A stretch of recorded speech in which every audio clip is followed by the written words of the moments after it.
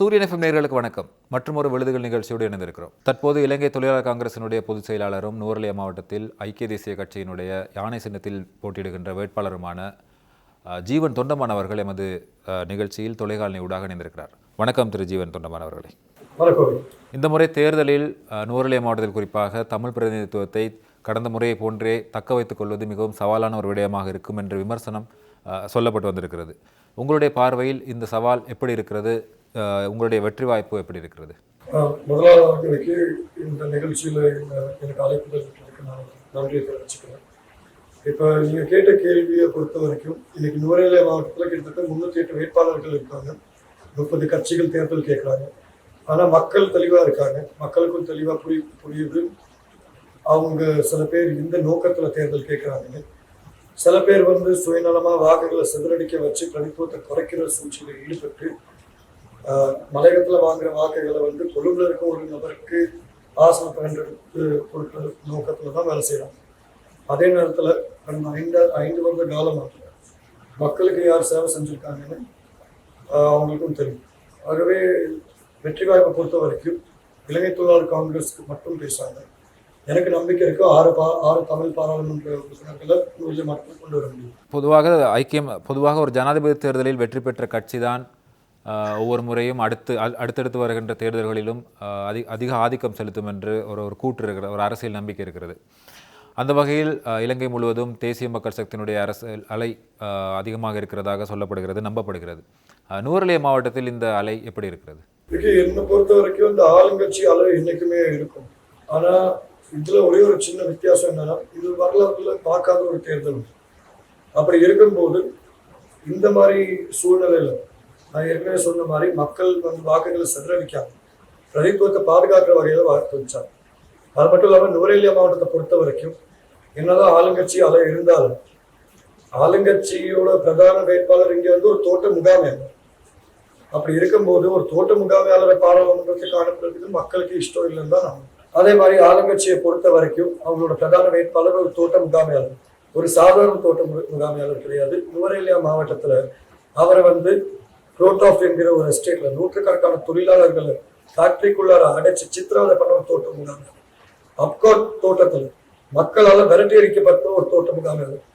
துப்பாக்கி வேணும்னு கூறின தோட்ட முகாமையாளர் வேற யாரும் இல்லை இவர்.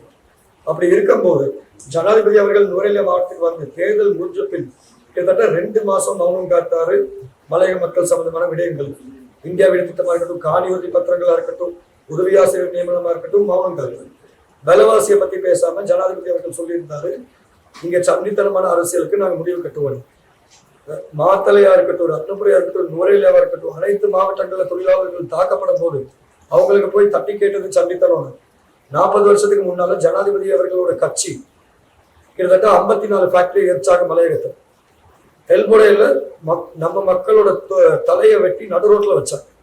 அதே மாதிரி இலங்கை தொழிலாளர் காங்கிரஸோட ஊழியர்களை ஹட்டன் நடு நகரத்துல சுட்டு கொண்டாங்க. இந்த மாதிரி பல்வேறு விடயங்கள் கடந்த காலத்துல பண்ணியிருக்காங்க. அது சண்டித்தனமான அரசியல் இல்லையா? அதே மாதிரி இன்னைக்கு இருக்கிற சூழல்ல கூட ஜனாதிபதி அவர்களோட கட்சி தான் பாராளுமன்றத்துக்கு முன்னால போய் பாராளுமன்றத்தை எரிக்கணும்னு சொன்னாங்க. அது எப்படி நியாயமா? ஆகவே நாங்கள் ஜனாதிபதி அவர்கள்கிட்ட சொல்றது ஒரே ஒரு விஷயம் என்னன்னா, தயவு செய்து இந்த மற்ற கட்சிகளை குறிப்பாக பிரதித்துவத்தை உடைக்கிறதுக்கு பதிலாக இன்னைக்கு நாட்டில் இருக்க முட்டை விலை, அரிசி விலை, அதே மாதிரி தேங்காயோட விலையை பார்த்துக்கிட்டு அதே மாதிரி இந்த பாஸ்போர்ட் போலிங்கும் முடிக்கிற வேலை திட்டத்தில் இறங்கினா மக்களுக்கு ஒரு பாரம் குறைஞ்ச மாதிரி இருக்கு.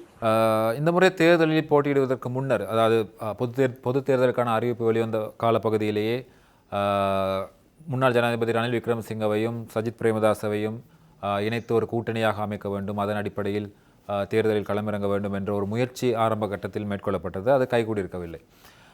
அது எந்த அளவுக்கு ஒரு பாதக நிலையோ அல்லது அது எந்த அளவுக்கு தாக்கத்தை செலுத்தியிருக்கிறது உங்களுடைய பிரச்சார நடவடிக்கைகளில்? என்னோட தனிப்பட்ட அபிப்பிராயம் ரணில் விக்ரமசிங்க அவர்களும் சஜித் பிரேமதாஸ் அவர்களும் இணைந்து செயல்பட்டால் கட்டாயம் நாட்டோட பொருளாதாரத்துக்கு ஒரு காரியம் பலமாக்கும். ஆனால் அதே நேரத்தில் என்னோட வியூகத்தில் நான் நினைக்கிறேன் தேர்தலுக்கு அப்புறம் தான் இந்த பேச்சுவார்த்தைகள் நடைபெறும். அப்படி இருக்கும்போது பொறுத்திருந்து பார்ப்போம். தேர்தலுக்கு முன்னதாகவே ரணில் விக்ரமசிங்க அவர்கள் தேசிய பட்டியலூடாக கூட நான் நாடாளுமன்றத்துக்கு பிரவேசிக்க மாட்டேன் என்ற ஒரு அறிவிப்பை வெளியிட்டிருந்தார். ஜனாதிபதி தேர்தல் காலத்தில் இலங்கை தொழிலாளர் காங்கிரஸ் உட்பட பல கட்சிகள் மும்முரமாக அவருக்கு ஆதரவான பிரச்சார நடவடிக்கைகளை மேற்கொண்டிருந்தன. இந்த காலப்பகுதியில் ரணில் விக்ரமசிங்கே இப்படி ஒரு அறிவிப்பு வெளியிட்டிருப்பதானது அவரை நம்பி இருந்த கட்சிகள், அவரை நம்பி பிரச்சாரங்களில் ஈடுபட்ட கட்சிகள், முக்கியமாக சொல்லப்போனால் இந்த மொட்டு கட்சியிலிருந்து பிளவடைந்து வந்து அவருக்கு ஆதரவளித்த கட்சிகள் போன்றவற்றை அவர் கைவிட்டு விட்டார் என்ற ஒரு குற்றச்சாட்டு இருக்கிறது. இதனை நீங்கள் எப்படி பார்க்கின்றீர்கள்? இல்ல, ஏன்னா நம்ம ஒரு விஷயம் புரிஞ்சுக்கணும். நமக்கு ஒரு தனிநபர் முக்கியமா இல்லாட்டி நாட்டோட பொருளாதார நிலைமை முக்கியமான தீர்மானிச்சாங்க. அப்படி இருக்கும்போது இன்னைக்கு முன்னாள் ஜனாதிபதி ரணில் விக்ரமசிங்கே அவர்கள் தெளிவா சொல்லியிருக்காரு, நான் வந்து தேர்தல் கேட்க போறதில்லை, தேசிய பட்டியல் ஊடாக வரப்போறதில்லை. அப்படி இருக்கும்போது அவருக்கு எந்த விதமான அரசியல் சுயநலமும் இல்லை, ஒளிமறைவான ஒரு வியூகமும் கிடையாது. ஏன்னா மக்கள் வந்து சிந்திச்சு பார்க்கணும். ரணில் விக்ரமசிங்கே அவர்கள் வந்து 2022 நாட்டை யாருமே பாரம் எடுக்காத காலப்பகுதியில் பாரம் எடுத்து நாட்டை மறுபடியும் மீட்டி எடுத்து ஒரு ஒரு ஒரு ஸ்திரமான பொருளாதார நிலைமைக்கு நம்மளை கொண்டு வந்து சேர்த்துட்டாங்க. அப்படி இருக்கும்போது நிறைய பேர் அதை சுலபமா எடுத்துக்கிட்டு பொருளாதார நெருக்கடியிலிருந்து முழுமையா வெளியே வந்துட்டோன்னு கூட நம்ம கூடாது. பொருளாதார நெருக்கடி அடுத்த 3 வருஷத்துக்கு கட்டாயம் தொடரும். நம்ம நாடை பொறுத்த வரைக்கும் ஒரு இக்கட்டான சூழ்நிலையில தான் இருக்கும். இதை வந்து ஒரு சரியான முறையில பொருளாதார தீர்மானங்கள் எடுத்தா மட்டும்தான் நாட்டு மக்களை பாதுகாக்க முடியும். ஆகவே முன்னாள் ஜனாதிபதி ரணில் விக்ரமசிங்கே அவர்கள் வந்து நான் அரசியல்ல இருப்பேன், தேர்தலோ தேசிய பட்டியலோ ஈடுபட மாட்டேன்னு சொல்லும் போது அது ஏமாற்றம் கிடையாது. அது அவரே தெளிவாக காமிச்சிருக்காரு. நாடுதான் முக்கியம். கட்டாயம் இந்த அரசாங்கத்தை பொறுத்த வரைக்கும் 44% வாக்குகள் எடுத்திருக்காங்க. அவங்களை பொறுத்த வரைக்கும் பொருளாதாரத்தை சம்பந்தப்பட்ட விடயங்கள் இன்னைக்கு அனைவருக்குமே தெரியும். ரணில் விக்ரமசிங்கே அவர்கள் மட்டும்தான் புரியும். ஆகவே ரணில் விக்ரமசிங்கே அவர்கள் எடுத்த முடிவு நாங்கள் வரவேற்கிறோம். அதே நேரத்துல நாட்டோட பொருளாதாரத்தை பாதுகாக்கிறதுக்கு தான் நாங்கள் வந்து ரணில் விக்ரமசிங்கே அவர்களுக்கு ஆதரவு கொடுத்து அவரோட கூட்டணிகளை நாங்கள் தேர்ந்தெடுக்கிறோம். நீங்கள் சொல்வதை வைத்தே கேட்போமாக இருந்தால், உண்மையிலேயே பொருளாதாரத்தை பாதுகாக்க வேண்டிய பொறுப்பு அல்லது பொருளாதாரத்தை பாதுகாக்க வேண்டும் அல்லது நாட்டுக்காகத்தான் இப்படியான ஒரு தீர்மானத்தை எடுத்திருப்பாராக இருந்தால், உண்மையிலேயே அப்படியான எண்ணம் இருக்கும்போது அவர் பாராளுமன்றத்துக்கு பிரவேசித்து தானே அந்த அடுத்த கட்ட நடவடிக்கைகள் எடுத்திருக்க வேண்டும். இப்போ நம்ம வந்து இவர் பாராளுமன்றம் வந்தாலும் பிரச்சனை, வரலனாலும் பிரச்சனைன்னு விவாதிச்சுட்டே இருந்தா உண்மைக்கு மக்களுக்கு தெரியாது. நம்ம வந்து மக்களுக்கு என்ன கொண்டு போய் சேர்க்க பார்க்கணும். இன்னைக்கு வந்து முன்னாள் ஜனாதிபதி ரணில் விக்ரமசிங்கே அவர்களை பொறுத்த வரைக்கும் நான் ஏற்கனவே சொல்லியிருக்கேன், 2 வருஷம் அவரோட செயற்திட்டத்தை தெளிவா காமிச்சிருக்காரு. ஆனா இன்னைக்கு இருக்க ஆளுங்கட்சி மக்களை தூண்டி விட்டு உசுப்பேத்தி விட்டு அவங்க உணர்வுகளை வச்சு ஆட்சியை பிடிச்சிருக்காங்க. ஆட்சியை பிடிச்சதுக்கு காரணம்னால அவங்களால பொருளாதாரத்தை காப்பாற்ற முடியும்னு இல்லை. மக்கள் உணர்வுகளை வச்சுதான் கோட்டாபய ராஜபக்ஷ அவர்களும் ஆட்சியை பிடிச்சாரு. ஆனா பொருளாதாரத்தோட வீழ்ச்சிக்கு முக்கியமான காரணம் அவராக இருந்தார். அதே மாதிரிதான் நான் சொல்றேன், கௌரவ ஜனாதிபதி அனுரகுமார திஸ்நாயக்க வந்து நல்லவர் வல்லவர் நான் தெரிஞ்சிருக்கேன், இல்லைன்னு சொல்ல. ஆனா அதே நேரத்துல அதுக்காண்டி அவரால் பொருளாதாரத்தை காப்பாற்ற முடியும்னு எந்த விதமான உறுதியும் கிடையாது. ரணில் விக்ரமசிங்கே அவர்கள் வேலை செஞ்சும் 17% தான் 17% மக்கள் தான் வாக்களிச்சிருந்தாங்க. அப்படி இருக்கும்போது அவரோட ஆலோசனையும் அவரோட அனுபவமும் கட்டாயம் நம்ம அதுக்கு முக்கியத்துவமும் கொடுத்தாங்க. இந்த முறை பொதுத் தேர்தலில் அடுத்ததாக ஆட்சி அமைக்கக்கூடிய அளவுக்கு தனித்து ஒரு கட்சியால் அதிகமான ஆசனங்களை பெற முடியாது என்ற ஒரு நிலைமை இருக்கிறது. கடந்த ஜனாதிபதி தேர்தலை போன்றே ஒரு நிலைமை தான் இப்போதும் ஏற்படக்கூடும் என்று சொல்லப்படுகிறது. அப்படி இருக்கும்போது உங்களுடைய பார்வையில் ஆட்சி அமைக்கக்கூடிய நிலைமை எந்த கட்சிக்கு ஏற்படும் என்று நீங்கள் நம்புகின்றீர்கள்? ஜனாதிபதி அனுரகுமார திஸ்நாயக்க அவர்கள் வந்து 42% 44% எடுத்திருக்காரு ஜனத்தொகையின் வாக்கு ஜனாதிபதி தேர்தலுக்கு. அப்படி இருக்கும்போது 113 ஆசனங்கள் வென்றெடுக்கிறது ஒரு சுலபமான விஷயம் கிடையாது. அதே சந்தர்ப்பத்துல நம்ம இது ஒரு வாய்ப்பா பாவிச்சுக்கணும். ஏன்னா இன்னைக்கு மலையக பிரதித்துவத்தை பொறுத்த வரைக்கும் பாதுகாக்க வேண்டிய சூழ்நிலை ஒன்று ஏற்பட்டிருக்கு. பாதுகாக்க வேண்டிய சூழ்நிலை ஏற்பட்டிருக்கும் போது மக்கள் ஒற்றுமையா இருந்து அதிகமான அளவு மலையக பிரதித்துவத்தை உருவாக்கி பாராளுமன்ற உறுப்பினர்கள் பாராளுமன்றத்துக்கு அனுப்பினாங்க. நாளைக்கு ஒருவேளை ஜனாதிபதியால 108 ஆசனங்கள் இருக்கிறாரோ, 107 106 113க்கு குறைவான ஆசனங்கள் எடுத்தார். மலையக அரசியல் தலைமைகள் அனைவரும் ஒன்றிணைந்து கட்சி விசுவாசம் அதெல்லாம் ஒரு பக்கம் இருக்கட்டும், ஆனா கட்சியோட மக்களுக்கு விசுவாசம் இருக்கணும் தானே. மலையக பிரதிநிதிகள் அனைவரும் ஒன்றிணைந்து அரசாங்கத்துக்கு ஆதரவு கொடுத்து அது மூலியமா நம்ம மக்களுக்கு காணி உரிமையும் பொருளாதார பலத்தையும் பெற்றெடுக்கிறது தான் புத்திசாலித்தனம் என்கிறது என்னோட அபிப்பிராயம். அப்படியாக இருந்தால் அந்த ஆட்சி அமைக்கிறதற்கான வாய்ப்பு இருக்கிற எந்த அரசாங்கமாக இருந்தாலும் அது தேசிய மக்கள் சக்தியாக இருக்கலாம் அல்லது ஐக்கிய மக்கள் சக்தியாக இருக்கலாம், எதுவாக இருந்தாலும் நீங்கள் ஆதரிப்பீர்கள் என்று சொல்லுவீர்களா? இது நம்ம வெளிப்படையா பேசியாகணும். இன்னைக்கு நம்ம மலையக தமிழர்களை பிரதித்துவப்படுத்தணும். மலையக தமிழர்களை பொறுத்த வரைக்கும் குழந்தைங்களுக்கு 30% குழந்தைங்களுக்கு மட்டும்தான் தரமான கல்வி கிடைக்கும். அதே மாதிரி 40% மக்களுக்கு மட்டும்தான் தரமான சுகாதாரம் கிடைக்கும். இந்த மாதிரி விடயங்கள் இருக்கும்போது வேலை வாய்ப்பு சம்பந்தமா நம்ம பார்த்தாங்க. இன்னைக்கு நம்ம ஒரு சின்ன உதாரணம் கொடுக்குறேன். இன்னைக்கு நம்ம இந்த அரசு உதவி ஆசிரியர் நியமனத்தை பெற்றெடுத்திருக்கோம். அதுல ஒரு வழக்கு தாக்கல் செஞ்சிருக்காங்க. அதே மாதிரி ஜனாதிபதி அவர்கள் அரசாங்கத்தோட இணைந்து வேலை செஞ்சா மட்டும்தான் நம்மளுக்கு சம்பள பிரச்சனை, வீட்டு பிரச்சனை, காணி உரிமை சம்பந்தமான பிரச்சனை, பொருளாதார பிரச்சனை, வேலை வாய்ப்பு சம்பந்தமான விடயங்கள் அனைத்தையும் நம்ம ஒரு முன்னேற்றத்தை கொண்டு வர முடியும். அதனாலதான் நான் சொல்றேன், இது தனிப்பட்ட ஒரு கட்சியின் அபிப்பிராயம் கிடையாது. என்னை பொறுத்த வரைக்கும் அனைத்து மலையக தமிழ் பிரதிநிதிகளும் இந்த தடவை சிந்திச்சு செயல்பட்டாங்க. அப்படி சிந்திச்சு செயல்பட்டா கட்டாயம் மக்களுக்கு தேவையான விடயங்களை கொண்டு சேர்க்கணும். குறிப்பாக நிரந்தர தீர்வு. ஒருவேளை நீங்கள் தேசிய மக்கள் சக்திக்கு ஆதரவளித்து அரசாங்கத்தை அமைப்பதற்கு நீங்கள் முன்வந்தால் கூட தேசிய மக்கள் சக்தி தற்பொழுது சொல்லி வருகின்ற குற்றச்சாட்டுகள், விமர்சனங்கள், அவர்கள் முன்வைக்கின்ற கொள்கைகள், யாருடன் சேர வேண்டும் போன்ற அண்மையில் டில்வின் சில்வா அவர்கள் கூட ஒரு விடயத்தை குறிப்பிட்டிருந்தார். எங்களுக்கு எந்த தமிழ் கட்சியினுடைய ஆதரவும் தேவையில்லை என்ற ஒரு விடயத்தை வெளிப்படையாக தெரிவித்திருந்தார். அப்படி இருக்கும்போது நீங்களாக முன்வந்தால் கூட உங்களுடைய ஆதரவை தேசிய மக்கள் சக்தி ஏற்றுக்கொள்வார்கள் என்று நம்புகின்றீர்களா? ஒரு சின்ன திருத்தம், நாங்கள் முன்வருவோம்னு நான் சொல்லுவேன். அழைப்புதல் கொடுத்தா கட்டாயம் நாங்கள் ஆதரவு கொடுத்துதான் ஆகணும். அப்படி இருக்கும்போது நாங்கன்னு சொல்லும் போது இலங்கை தொழிலாளர் காங்கிரஸ் மட்டும் சொல்லலை, அனைத்து மலையக பிரதித்துவத்தை தான் நான் சொல்றேன். அப்படி இருக்கும்போது நம்ம ஒரு விஷயம் யோசிச்சு பார்க்கணும். டில்வின் சில்வா அவர்கள் 13வது சட்ட திருத்தத்தை ஒட்டுமொத்தமா ஒழிக்கணும்னு சொல்லியிருக்காரு. அதிகார பகிர்வு வழங்க முடியாதுன்னு சொல்லியிருக்காரு. அதையும் நம்ம சீரியஸா எடுத்துக்கலாமா? இது டில்வின் சில்வா அவர்கள் ஜனாதிபதி கிடையாது. அதே மாதிரி டில்வின் சில்வா பாராளுமன்றத்துல கூட இல்லையே. கடந்த அரசாங்கத்துல ரணில் விக்ரமசிங்க அவர்கள் நாட்டை மீட்டு எடுக்கும் போது அவருக்கு மற்ற ஒரு பெரிய குற்றச்சாட்டு என்னன்னா, அவருக்கு மக்களோட வாக்குகள் கிடையாது. மக்களோட வாக்குகள் இல்லாத போது நாங்க அவருக்கு அந்த ஜனாதிபதி என்கிற அங்கீகாரத்தை கொடுக்க முடியாது. அப்படி இருக்கும்போது நாங்க டில்வின் சில்வா ஆகியோருக்கு நாங்க அந்த அங்கீகாரத்தை கொடுக்கணும். பாராளுமன்ற தேர்தல் முடிச்ச பிற்பாடு அது சம்பந்தமாக பேசுவோம். அதுக்கு முன்னால டில்வின் சில்வா சொன்னாரு, வசந்த சமரசிங்க சொன்னாரு, இவர் சொன்னாரு, அவர் சொன்னாரு, நம்ம கேட்க போயிட்டு இருக்க முடியாது. சரி, தற்பொழுது மலையகத்தை பார்க்கும்போது மலையகத்தின் முக்கியமான மாவட்டங்களில் அதிகப்படியான வேட்பாளர்கள் களமிறங்கியிருக்கிறார்கள். குறிப்பாக நுவரெலியா மாவட்டத்தில் கூட 300க்கும் அதிகமான வேட்பாளர்கள் களமிறங்கியிருக்கிறார்கள். தமிழ் பிரதிநிதித்துவத்தை இலக்கு வைத்து முக்கியமாக தமிழ் வேட்பாளர்கள் புதிய புதிய சுயேட்சை குழுக்கள், புதிய கட்சிகள் போன்றவற்றில் களமிறங்கியிருக்கின்றார்கள். இது உங்களுக்கு எந்த அளவுக்கு சவாலாக இருக்க போகிறது? நான் ஏற்கனவே ஆரம்பத்தில் சொன்ன மாதிரி இருக்கு, மக்களோட தீர்ப்பு தான் இது எல்லாத்தையும் தீர்மானிக்கும். மக்களுக்கு இன்னைக்கு தெளிவு இருக்கு, அதை பிரதித்துவத்தை கட்டாயம் பாதுகாத்து ஆகணும். ஏனைய மாவட்டங்களை நான் கணக்கில் எடுக்கல, ஆனால் நுவரெலியா மாவட்டத்தை பொறுத்த வரைக்கும் இன்னைக்கு இருக்கிற பிரச்சனைகளுக்கு அதிகமான அளவு பாராளுமன்ற உறுப்பினர்களை அனுப்பினா மட்டும்தான் நம்மளுக்கு ஒரு தீர்வு கிடைக்கும். மலையக தமிழர்கள் அடிப்படையில் நான் ஏன் இதை சொல்றேன்னா, தற்போதைய ஜனாதிபதி தெளிவா என்று சொல்லியிருக்காரு. தேர்தலுக்கு முன்னாள் கூட சொன்னாரு, தேர்தலுக்கு பிற்பாடு கூட சொல்லியிருக்காரு. அவர் சொல்லியிருக்க விஷயம், அரசியல் அமைப்பை திருப்பி இருக்கிற அரசியல் யாப்பை ஒதுக்கிட்டு புதிய அரசியல் யாப்பை கொண்டு வருவார். அதை நாங்கள் வரவேற்கிறோம். ஆனால் அதே நேரம் மலையக மக்களோட பங்களிப்பு இல்லாம அந்த புதிய அரசியல் அமைப்பை கொண்டு வர பார்த்தா ஒரு பாரிய சிக்கல்ல போகும், நம்ம அடையாளம் மறைக்கப்படும்.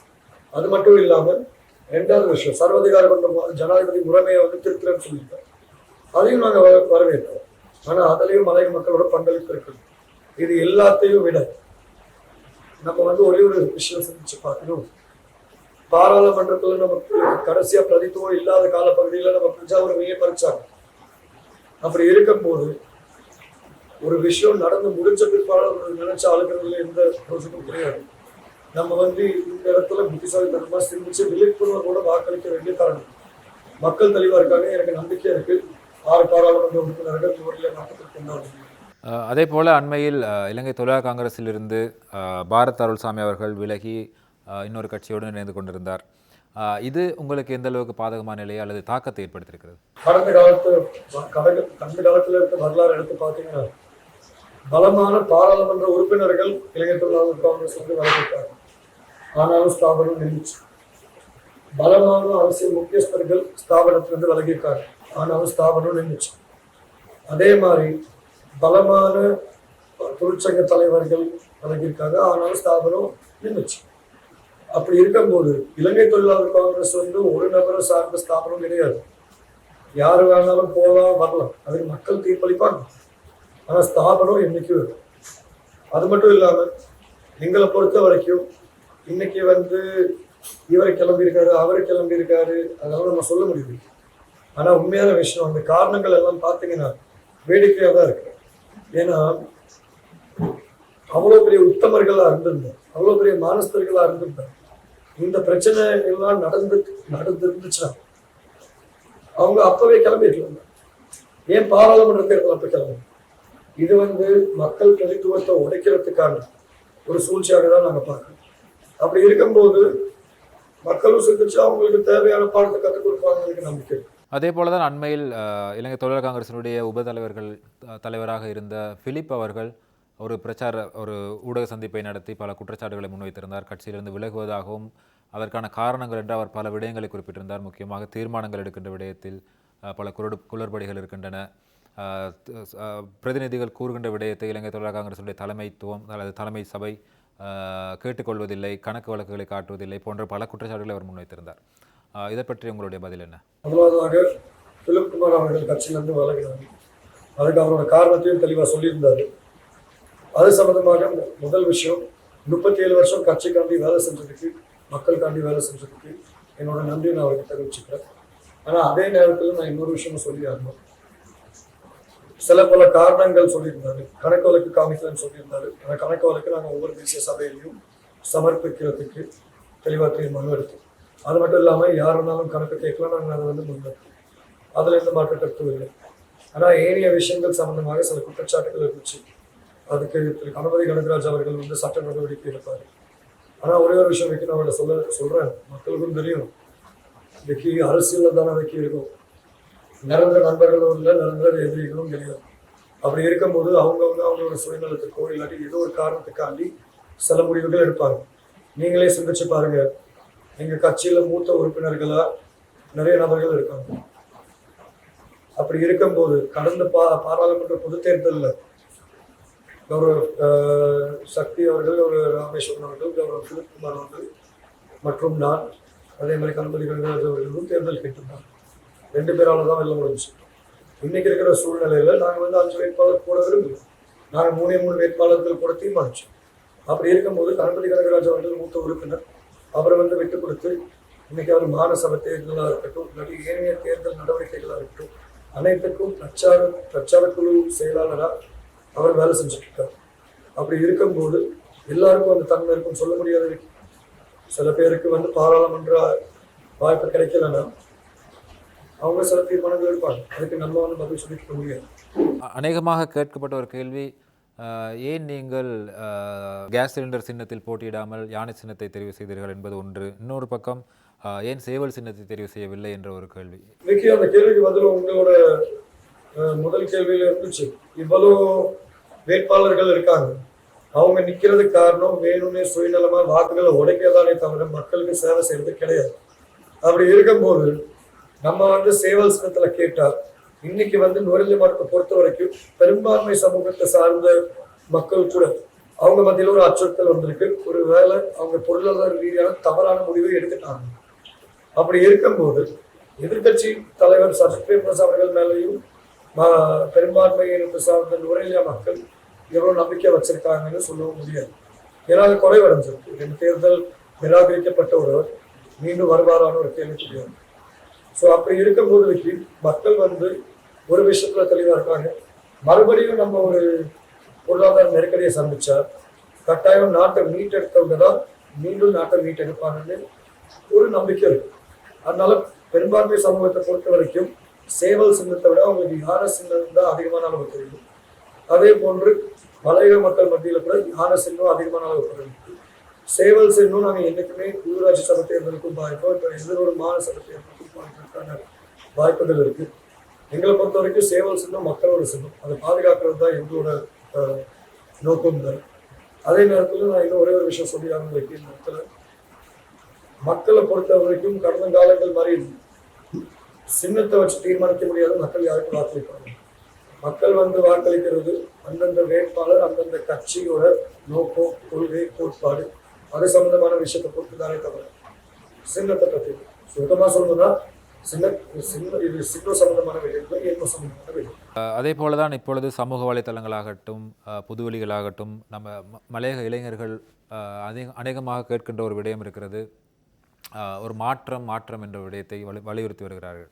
மலையகத்திற்கு ஒரு மாற்றம் தேவை என்ற ஒரு வலியுறுத்தல் நீண்ட காலமாகவே இடம்பெற்று வருகிறது. ஒரு அரசியல் கலாச்சார மாற்றம் ஏற்பட வேண்டும், அவர்களுடைய வாழ்வாதாரத்தில் பொருளாதாரத்தில் மாற்றங்கள் ஏற்பட வேண்டும் என்ற கோஷம் அல்லது வலியுறுத்தல் தொடர்ந்தும் இடம்பெற்று வருகிறது. உங்களுடைய பார்வையில் இந்த மாற்றம் என்ன மாதிரியாக இருக்க வேண்டும்? அந்த மாற்றத்தை ஏற்படுத்துவதற்கு, சாதகமான மாற்றத்தை ஏற்படுத்துவதற்கு இலங்கை தொழிலாளர் காங்கிரஸ் என்ன மாதிரியான நடவடிக்கைகள் எடுக்கும்? முதலாவது மாற்றம்னா என்ன? இவங்க வந்து மாற்றம், சில பேர் சொல்றாங்க மாற்றம் வேணும். இப்போ நீங்கள் சொல்கிறீங்க இல்லை அதே அரசாங்கம் அதே கட்சி அந்த மாதிரி ஒரு விடயத்தை சொல்கிறேன். குடும்ப அரசியல் அந்த வார்த்தையும் மாறிக்கலாம். சரி, நான் ஒன்று சொல்கிறேன். இலங்கை நாட்டை பொறுத்த வரைக்கும் மட்டும் இல்லை, சர்வதேச ரீதியாக குடும்ப அரசியல் நம்ம சொல்கிறோம். ஆனால் ரணில் விக்ரமசிங்க அவர்கள் அந்த குடும்பம் இந்த நாட்டுக்கே தலைமத்துவம் தாங்க குடும்பம் பல வருடங்கள் தசாப்தங்கள். அப்படி இருக்கும்போது ரணில் விக்ரமசிங்க அவர்களை மக்கள் நிராகரிச்சாங்க தானே. நிறைய பேர் வந்து குடும்ப அரசியலிருந்து வந்திருக்காங்க, ஆனால் நிராகரிக்கப்பட்டு வெளியேற்றப்பட்டிருக்காங்க. அப்படி இருக்கும்போது நான் மக்கள்கிட்ட ஒரே ஒரு விஷயம் தான் சொல்ல விரும்புகிறேன். இன்னைக்கு இந்த ஆளுங்கட்சி அலையை பொறுத்த வரைக்கும் ஆளுங்கட்சி தேர்தலுக்கு முன்னால் மக்கள் மத்தியில் இதே மாதிரி சில உணர்வுகளை தூண்டி விட்டு வாக்குகள் கேட்டிருக்காங்க. சரி, ஆளுங்கட்சியை பொறுத்த வரைக்கும் கௌரவ ஜனாதிபதி அவர்களை பொறுத்த வரைக்கும் குடும்ப அரசியலை எதிர்க்கிறாங்க சொல்றாங்க. சரி, இன்னைக்கு இலங்கை தொழிலாளர் காங்கிரஸை பொறுத்த வரைக்கும் நான் மட்டும்தான் ஒரே தொண்டமான் தேர்தல் கேட்கணும். அப்படி இருக்கும்போது ஆளுங்கட்சி தரப்பு ஜனாதிபதி அவர்களோட கட்சியின் பொதுச் செயலாளர் நிஹால் அபேசிங் அவர்கள் வந்து களுத்துறையில தேர்தல் கேட்கிறார். அவரோட பையன் சத்ர அபேசிங்க கொழும்புல தேர்தல் கேட்கிறாரு. அது குடும்ப அரசியல் இந்தியாவுக்கு. அதே மாதிரி அவங்க கட்சியிலே கணவன் தேசிய பட்டியல்ல மனைவி தேர்தல் கேட்கிறாங்க. அது எப்படி தேர்தல் அப்ப அவங்களுக்கு விவாகரத்து நடந்து அதுக்கப்புறம் திருப்பி சேர்ந்துக்குவாங்க. நான் ஏன் இதை சொல்றேன்னா மாற்றம் வேணும்னு சொல்றாங்க. சரி, குடும்ப அரசியல ஒழிக்கிறோன்னு வேணும். வேலை வாய்ப்பு கிடைக்குமா? காணி உரிமை கிடைக்குமா? வீடு திட்டம் அமல்படுத்த முடியுமா? பல்கலைக்கழகம் கிடைக்குமா? பட்டதாரிகள் நியமனம் கிடைக்குமா? அரசு சேவைகள் நியமனம் கிடைக்குமா? மக்கள் கிட்ட தோட்ட முகாமையாளரோட அடாவடி தனத்திலிருந்து பாதுகாப்பு கிடைக்குமா? அதனால்தான் நான் சொல்றேன், இதே பழைய கதையை திரும்பி திரும்பி மக்கள் கிட்ட கொண்டு போய் இளைஞர்கள் மனசுல அந்த மாதிரி ஒரு விதையை விதைச்சு இல்லை இவங்களுக்கு வாக்களிக்காதீங்கன்னு சொல்றதை விட என்னோட கொள்கை, என்னோட கோட்பாடு, என்னோட செயற்திட்டம் 4 வருஷமா பாராளுமன்றத்துல பேசியிருக்கேன், 1 வருஷமா அமைச்சரா செயல்படுத்திருக்கேன். அதுல தவறு இருந்தா தைரியம் இருந்தா அதை சொல்லுங்க. ஆனா அதை சொல்லாம இல்ல நாங்க மாற்றத்தை எதிர்பார்க்கணும்னு சொல்றோம். என்னை பொறுத்த வரைக்கும் மாற்றத்தை ஏற்படுத்தணும்னா முதல்ல நம்ம கிட்ட இருக்க தவறுகளை அடையாளப்படுத்தி ஆகணும். இன்னைக்கு நாங்க வந்து இலங்கை தொழிலாளர் காங்கிரஸ் ஜீவன் தொண்டமான நான் வந்து ஒரு விஷயம் வெளிப்படையா சொல்றேன். இன்னைக்கு வந்து மக்கள் மத்தியில 2 பிரச்சனை இருக்கு. அவங்க கண்பார்கள், ஒன்று வந்து சம்பள பிரச்சனை, இன்னொன்று வந்து வீட்டு பிரச்சனை. இன்னைக்கு நான் வெளிப்படையாவே சொல்றேன், 2யுமே தற்காலிக சலுகைகள் தானே தவிர நிரந்தர தீர்வு கிடையாது. நம்மளை வந்து சம்பள அதிகரிப்பு கேட்கணும். 2 வருஷத்துக்கு ஒரு தடவை, 3 வருஷத்துக்கு ஒரு தடவை, தேர்தலுக்கு ஒரு தடவை சம்பள அதிகரிப்பு கேட்கணும். இப்போ விலைவாசி மாறிட்டே இருக்கு. சம்பள அதிகரிப்பு கேட்கும் போது அது எப்படி நம்மளுக்கு நிரந்தர தீர்வா மாறும்? அதே மாதிரி இன்னைக்கு வீட்டு பிரச்சனை இருக்கு. 10,000 வீடுகள் இருக்கு, 1 லட்சம் குடும்பங்கள் இருக்காங்க, வீடு தேவையான குடும்பங்கள். எப்படி நீங்க 10,000 வீட்டை பிரிச்சு கொடுப்பீங்க 1 லட்சம் குடும்பங்களுக்கு? அதே மாதிரி வீடு கட்டுறதை விட வீடு கட்டுறதுக்கு வாய்ப்பு உருவாக்குறது தான் முக்கியத்துவம். நம்ம பண்ற 2 தவறுகள். இதை நம்ம திருத்திக்கிட்டா கட்டாயம் மாற்றம் உடனடியாக வரும். நம்ம வந்து சம்பள அதிகரிப்பு கேட்கறதுக்கு பதிலா இந்த நாள் கூலி சம்பள முறைமையை மாற்றி ஆகும். அதுதான் ஒரு கோரிக்கையாக வைக்கிறது, இல்லாட்டி ஒரு நிபந்தனையாக வைக்கிறது. அதே மாதிரி 2வது விஷயம், வீடு கேட்கறதுக்கு பதிலாக காணி கேட்டாங்க. இன்னைக்கு வந்து நீங்க ஒரு விஷயம் யோசிச்சு பாருங்க, சில இடத்துல போஸ்டர் அடிச்சு விட்டிருக்காங்க மாற்றத்தை நோக்கின்னு வீடு காமிச்சு. சரி, 1972 இருந்து இன்னைக்கு வரைக்கும் மறைந்த தலைவர்கள் சௌமியமூர்த்தி தொண்டமலை, ஆறுமுக தொண்டமலை, சந்திரசேகரன், சிவலிங்க ஐயர், நான் திகாம்பரம் அவர்கள் யார் யார் அமைச்சர் பதவியை வகித்திருக்காங்களோ 1972 இருந்து 2024 வரைக்கும் 66,000 வீடுகள் கட்டியிருக்காங்க. அப்புறம் எப்படி எதிர்பார்த்த மாற்றம் வராமல் இருக்கு? அதிலே நம்மளுக்கு தெரியணும், வீடு மாற்றம் கிடையாது. வீடு வந்து ஒரு தற்காலிக சலுகை, சம்பள அதிகரிப்பு ஒரு தற்காலிக சலுகை, காணி நிரந்தர தீர்வு, நாள் கூலி சம்பள முறைமையை மாற்றி அமைக்கிறது ஒரு நிரந்தர தீர்வு. நாங்க வந்து நிரந்தர தீர்வுகளாக தான் வைக்க தேடிட்டு இருக்கோம். ஆனா இன்னைக்கு வந்து 308 வேட்பாளர்கள்ல சில பேர் வந்து சொல்றாங்க, எங்களுக்கு வாக்களிச்சா நாங்க வீடு கட்டி தரோம், எங்களுக்கு வாக்களிச்சா நாங்க சம்பளத்தை அதிகரிச்சு தரோம். ஒரே ஒரு விஷயம் நீங்க யோசிச்சு பார்க்கணும், இன்னைக்கு ஒரு வீடு திட்டம் வந்தாலும் இன்னைக்கு 100 குடும்பம் இருந்தா 25 குடும்பத்துக்கு மட்டும் தான் வீடு வரதே தவிர 75 குடும்பங்களை வந்து கைவிடப்படுறாங்க. அது எப்படி நமக்கு நிரந்தர தீர்வாமே? ஆகவே இது கட்டாயம் நம்ம குறித்து செயல்பட்டாங்க. நிகழ்ச்சி நிறைவு செய்யும் நேரம் நெருங்கி இருக்கிறது. இறுதியாக ஒரு கேள்வியை கேட்டுக்கொள்கிறேன். புதிய அரசியல் யாப்பினை கொண்டு வருவதற்கான வேலை திட்டம் இடம்பெற்று வருவதாக கூறப்படுகிறது. ஜனாதிபதி அனுர்குமார் திசாநாயக்க கூட இந்த விடயத்தை குறிப்பிட்டிருந்தார்.